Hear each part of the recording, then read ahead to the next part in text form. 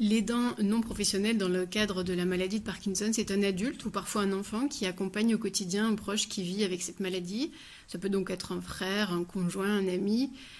Ce contenu d'accompagnement peut être également très divers, puisqu'on peut être simplement, entre guillemets, dans l'aide aux démarches administratives, l'aide au déplacement, l'aide à la confection des repas. Mais on peut aussi parfois aller jusqu'à réaliser soi-même des soins, administrer le traitement. Cet accompagnement peut être aussi très différent dans la durée, c'est-à-dire que ça peut être quelques heures par mois, comme ça peut être aussi du quasiment 100%. Autrement dit, cette hétérogénéité très grande des situations et des statuts fait que le terme d'aidant ne fait souvent pas consensus. Et deuxième chose, c'est vrai qu'il ne rend peut-être pas justice comme il le devrait à la richesse de la relation qui existe entre deux personnes, puisqu'il leur rabat juste à la partie accompagnement et qu'il donne l'impression de quelqu'un qui donne et de l'autre qui reçoit. Néanmoins, quand on est dans cette situation-là, d'aidant, on sait qu'il y a des risques relativement fréquents qui peuvent se produire. D'abord, justement, que cette relation préexistante, on la laisse s'altérer finalement du fait de la difficulté à se réajuster sur le plan relationnel aux modifications que la maladie peut induire. Le deuxième risque fort connu, malheureusement, c'est celui de l'épuisement, puisqu'il faut intégrer ce temps nouveau d'accompagnement à son propre temps de vie. C'est la difficulté qu'on peut donc par conséquence éprouver dans l'accomplissement de son activité professionnelle. C'est le risque aussi de s'oublier, de se négliger soi-même, de se sentir culpabilisé, de ne pas en faire encore assez ou de prendre parfois un peu de temps pour soi.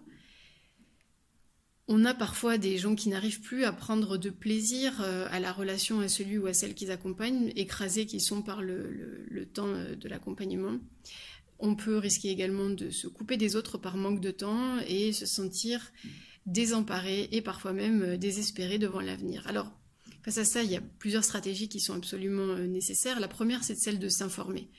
Mieux connaître la maladie de Parkinson et notamment les éventuelles modifications qu'elle va venir induire dans le cadre relationnel, c'est quand même non seulement mieux décrypter, mieux comprendre, gagner du temps et reprendre en fait la main sur une qualité relationnelle qui pourrait manquer.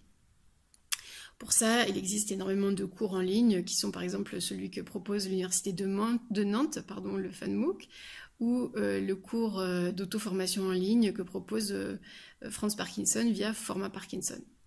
Il y a également des sessions et des temps d'échange et de formation en présentiel qui permettent de cumuler à la fois les connaissances théoriques, mais aussi les apprentissages pratiques issus des vécus et des cheminements des proches aidants. Ça se propose notamment dans le cadre associatif ou dans le cadre des cafés des aidants ou dans le cadre du programme à deux pas, là encore. L'autre façon de prévenir ces risques, c'est aussi de s'informer et d'accéder aux droits et aux aides dont on peut disposer pour essayer de se faciliter la vie, pour soi-même et pour la personne qu'on accompagne.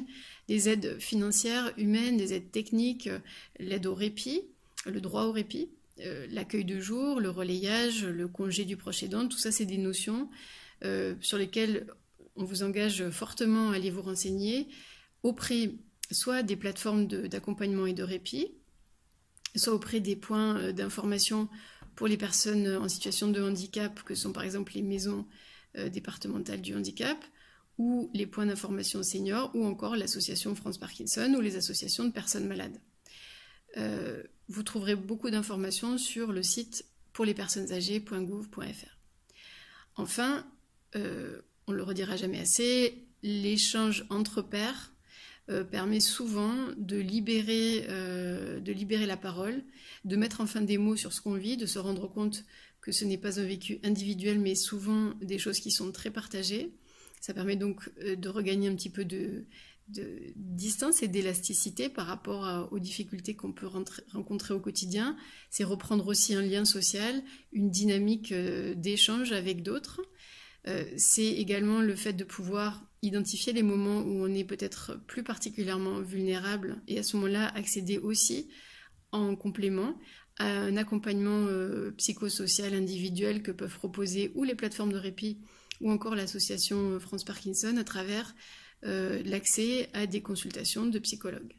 Autrement dit, il existe un éventail de ressources vers lesquelles vous pouvez vous tourner et qui sont véritablement des outils et des armes pour la prévention, de façon à ne pas s'épuiser dans l'accompagnement au quotidien, parce que accompagner quelqu'un qui vit avec la maladie de Parkinson, c'est aussi une course d'endurance. Il faut savoir se préserver pour pouvoir tenir longtemps et dans de très bonnes conditions.